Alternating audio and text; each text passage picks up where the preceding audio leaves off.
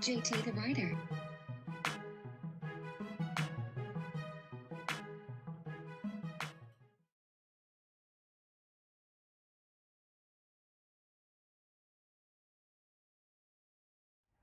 This guy's in his car, like, just still frustrated at how his cards was laid, bro. And trust me, that shit not cool. And I just speak for the regular average person, bro. Nope, like it rubs you the wrong way when you feel like the regular man was screwed out of this shit and everybody else is just enjoying shit. Bro, I'm telling you, just watch this video, bro. You can tell, bro, this shit is bothering him. Oh. Because if he does work with somebody and he start getting a check, somebody brings, if he talks, if people realize he's working with him, it almost threatened to stop his check, bro. That's fucked up. It's fucked up. Okay, so apparently this whole Quentin work with Nas conversation is going a little more viral than what I thought, because now, you know, people are reaching out to me, asking me to clear it up. I have to clear up the fact that I worked with Nas. So, okay, and, you know, off the strength, you know, I want to shout out to Hit Boy, you know, for the opportunity that he gave me when he invited me to the studio and allowed me to work with Nas. Let me say this right now. Quentin Miller is not a ghostwriter. And I want all the artists out, I don't give a fuck if I never work with another artist again. I don't care. I do not care, because I hate the fucking business. I am not a ghostwriter. If you work with Quentin Miller, you worked with Quentin Miller, and you better be okay with saying that you work with Quentin Miller. So Quentin Miller appeared on, I believe, it was the Two Corpses podcast. I think it was Rory and Millie Mall. And already, Quentin, very bad start, okay? Regardless, he appeared on their podcast, and when he appeared on their fucking podcast, he named a bunch of people who he wrote for. Clearly, I won't play that shit because I don't give them bum-ass niggas no type of air. Regardless, everybody, like, he had mentioned that he wrote or he worked with Nas. Now, people know him as a ghostwriter. People are like, oh, shit, you wrote for Nas? Everybody was saying, oh, you're a ghostwriter for Nas. Now, keep in mind, if you don't know, the curious case of Quentin Miller is so interesting because his career went to shit after Drake said, I'm not working with you no more. So I was wondering when this situation would be brought up again because it's been doubtful that we'll ever see a proper resolution. Recently, Akademiks was on stream shortly and he was asked to speak about Quentin Miller's recent rant. Now, Quentin Miller was brought on to Rory and Mal's podcast as a guest, and they were primarily giving him an opportunity to provide some more clarification to the whole Drake and Meek situation and his current status in music. Now, in case you don't know the backstory, Meek and Drake collaborated on a track called Rico. Meek took offense to Drake's verse as he thought Drake was talking about Meek's then girlfriend, Nicki Minaj. Meek was told it's not about Nicki, Drake didn't even write the verse. Then Meek takes it upon himself to seek out this writer who was the unknown Quentin Miller. Meek was trying to get Drake exposed and also was trying to get Quentin to write for him as well, but Quentin declined and refused to help expose Drake. So one day Quentin is shopping in downtown LA. He runs into Meek and his crew sitting in an SUV. Meek sees Quentin and tries to get him over to him while paparazzi is around, but Quentin didn't want to talk in front of cameras. Quentin cuts into the Nike store. Meek and Party follow him in.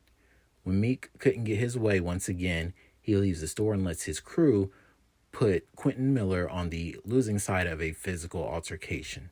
While Quentin tried to stay in Drake's good graces, between Meek continuing to expose Drake in the altercation, Drake drops Quentin Miller for his services. While the extent of Quentin Miller's involvement has never fully been revealed, the word was that he was on a monthly retainer like a lawyer, so I would say he was heavily involved in the writing and creating process for Drake. So all this stuff goes on, and it's been made public as Meek is going at Drake. We had that moment where Funk Flex pump faked us with the diss track, but that didn't come out till sometime later, and it was a mess.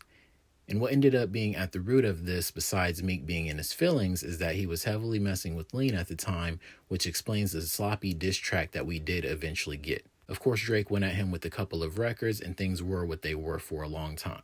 Now, in the midst of this, Quentin Miller was getting froze out from the industry mostly, and he got into a car accident as well at the time and lost a leg up to the knee. Needless to say, things were going quite rough for Quentin for quite a while. Now, even with all of this, he was still pretty hushed and trying to reserve favor with Drake if things ever turned around. That was obvious in the interview with DJ Vlad, and I think that interview was where he made his mistake. It had been a while and things had calmed down, but the ghostwriting was still a hot topic constantly. Quentin goes onto Vlad TV and interviews about the situation, but he didn't tell all. That's the moment when he should have let everything out, because that's when he had the best chance to really give all the answers people were waiting for. Still, he held back, and here we are again with talks of another ghostwriting scandal, but this time with Nas. Now, I am going to put this directly on Quentin because all he had to do was add a sentence or two advising he didn't write for Nas but help with ideas or concepts. It could have been done then, but he left a hole to be filled and people are now talking. So Quentin goes on this rant, and I get it because I've been quietly rooting for him. I'm one for the underdogs at times. However, I believe there are 3 things that you shouldn't do in front of the camera that will always put you in bad light. Number 1 is yelling through video when there is not a second party to the conversation, and Quentin violated this rule. Now, I get that he is frustrated, but all this yelling at the camera, that should have been done around Vlad TV time when he had the audience and the most anticipation for people wanting to hear his side of things. Now it's way too late. Meek and Drake made up like 2 years ago and dropped their song. It's pretty clear that neither cares about how their drama caused this man to get knocked off the path he may have been on. To me, it says way too much about either of them, but it's too late to be showing the world your anger and frustration behind it because you had the chance at least to grab the people and you passed. And something I've learned in life, people will eventually blame you for the things that happen to you, especially if they don't want to hear it. That being said, I'm sympathetic to Quentin's plight and situation overall. I hope he actually embraces the writing, but only in being credited, and I hope he continues to make his music as well, because he clearly has some talent that just needs to be better situated. What are your thoughts? Is the Drake and Meek issue dead for Quentin?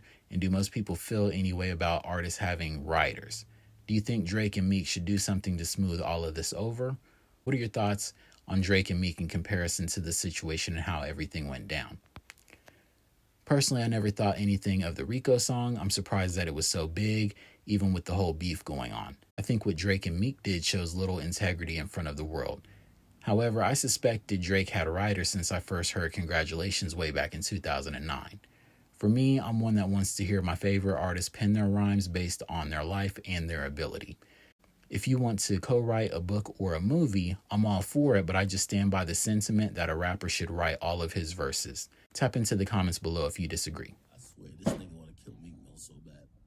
Yo, Meek Mill ruined this nigga's life, bro. Yo, I swear Meek Mill ruined this nigga's life, bro. I'm gonna keep it a B with you. And by the way, I got no problems with Meek. You know, me and Meek, we talked or whatever. Yo, Meek, I'm gonna keep it 100. Bro, you should have a conversation with this young man, bro. Bro, like, he's really, like, I know, like, now you're on your independent ground and you coming back and you rapping out, like, you rapping crazy and people loving it. And hopefully you'll bounce back because you're talented and you'll be one of the top artists again in the world. But, bro, as a human, especially when you squash your beef with Drake, bro, this is a free PR move, my nigga. I promise you. This is a free PR move. I know you've never always been the best person when it came to, like, internet stuff or, like, doing things that everybody will see you in a good light. But, bro, show this man some love. I promise you, Meek, it will look great, bro. I'm telling you, a lot of why, like, there's a couple reasons why people were looking at you weird. I ain't gonna lie. When you and me were going at it, I think people looked at it courny. But we ended that, like, bro, like, you cool. Like, bro, I'm listening, it's cool. Like, bro, like, we talked. I'm gonna keep it real with you, Meek. You gotta, I'm not saying you gotta just apologize, whatever. But you should make it right with this dude, bro. Talk to him, bro. I promise you, bro. I promise you. Like, if I'm on your team and I want you to win, make it right with this guy, bro. I swear it would do wonders for what people would think you are as a person. Because a lot of times when we think about how things went, we think about this young man's life getting ruined. I kid you not. And I'm trying to say this very humbly because I never want, like, again, me and Meek, we don't got no issue. So I want him to think that I'm, trying to play him and all like that. I'm just saying, bro, show this man some love, bro. I'm telling you. Bruh, you remember we had that conversation about a nigga in the break room, bro, and I told you about, like, yo, bro, I could tell when a nigga be at that edge of just like, yo, bro, like, I just can't win, bro. Like, that edge of giving up, bro.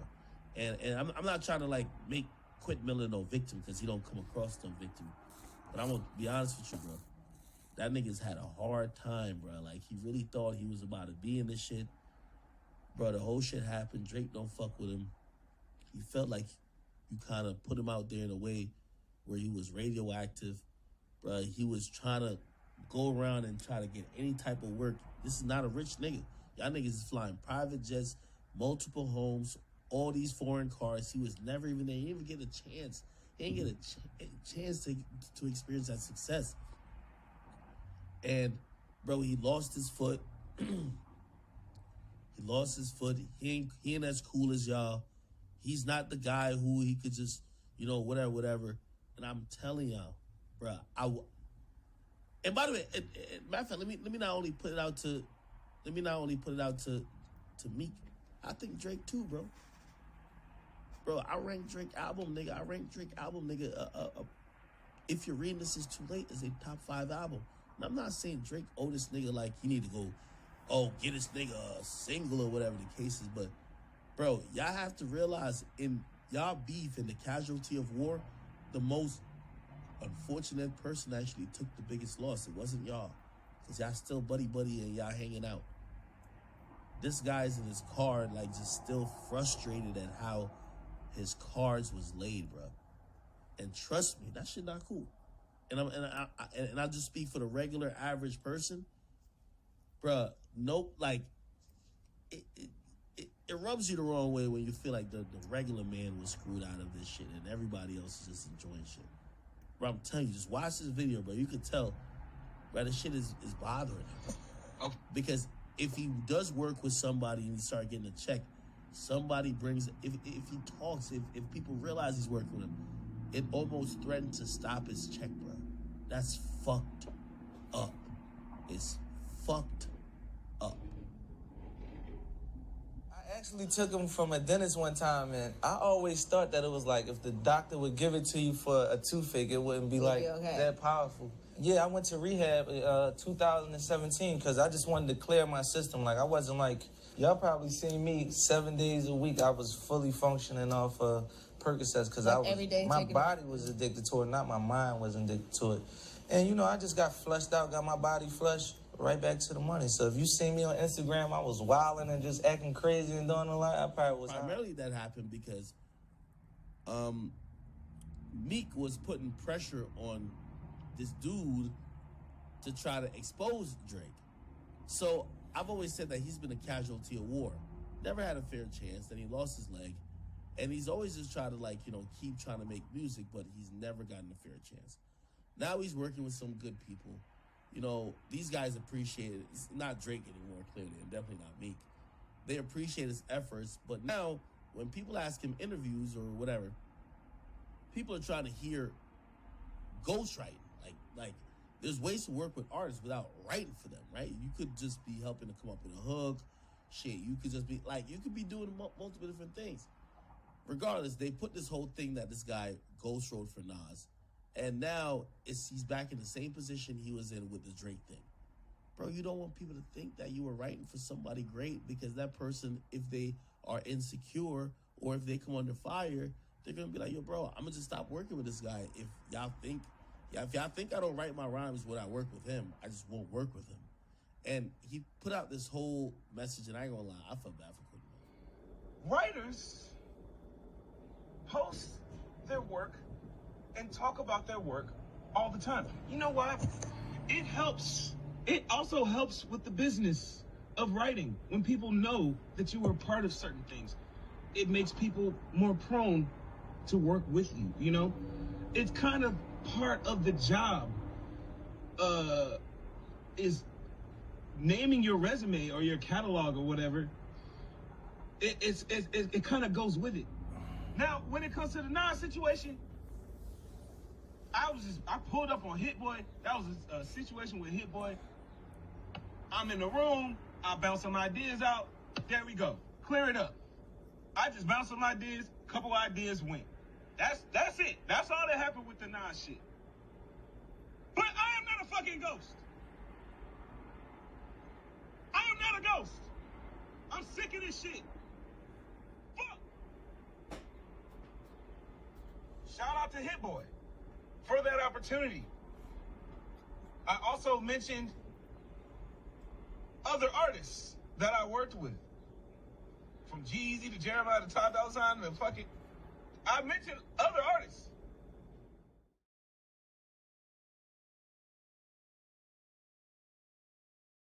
But I don't count nobody pockets neither, but I'm just saying, like, hey, come on, man, dog. Come on, man. You know when Nas was on your top, you was getting shook up a little bit, you called the boys on him. Yeah. You know what I mean? And we can't even shut it down because he was in danger. Yeah. This is the thing people don't realize. They don't realize that he came to told us to do that. Yo, act like they killed your cousin. That's why he kept saying, act like they killed your cousin. I don't know Nas. I don't know Nas.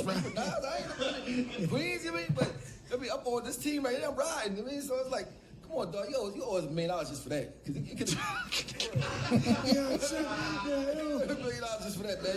You know why? For that alone. Cause you know, Ether, it was a chance he could have lost that joint. Yeah. I mean, but then I was like, no, it's too many of them, man. I can't be like that. No, where's bombing shit? Then we go to the radio station and shut it down. No bombing shit. Bomb everything. I mean, so it's like, come on, you act like you don't know us? Don't act like you don't know us, dog. Come on, man. If it was in jeopardy, you called these boys to come help you out. Yeah. It's like me saying, tell my young boys, yo, go shoot this crib up, right? They shoot the crib up. I get cool with the boy that crib they shot up for me. I get cool with them, but I don't get them cool with them. I mean, I don't never squash that between them, and I don't want them to go do that. I mean, that don't make sense. I mean, because you shut down avenues, you shut down stuff that they could have been doing. I mean, that's just thoroughness. Yeah. Just thoroughness. I mean, period. This is JT the Writer. Like, share, subscribe, and follow me on Instagram. Thanks.